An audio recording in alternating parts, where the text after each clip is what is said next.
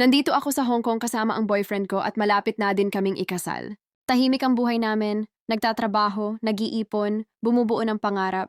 Pero kailangan umuwi ng Pilipinas ng boyfriend ko dahil namatay ang tatay niya. Akala ko normal lang, 3 buwang bakasyon at babalik siya ulit sa kin. Pero isang tawag lang ang bumagsak sa buhay ko. Tumawag ang bayaw ko, hinuli daw ng pulis ang boyfriend ko. At ang dahilan, nabuntis niya ang isang 17-year-old. Halos hindi ako makahinga nang marinig ko yon. Nakausap ko ang pamilya ng babae. Ang sabi nila, magbayad daw ng 500,000 para hindi ituloy ang kaso. Bakit ako ang magbabayad para sa kasalanan niya? Hindi ko alam kung tutulungan ko pa siya.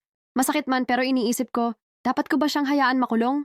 Karapat-dapat ba siyang iligtas kung ako mismo ang nasaktan at niloko? Kapag binayaran ko, para bang binili ko na lang ang kalayaan ng taong sumira sa akin. Tulungan niyo ako please na magdesisyon.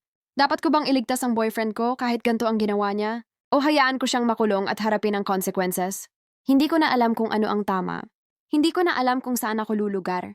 Hindi ko maintindihan bakit ako ang nagdurusa sa kasalanan niya.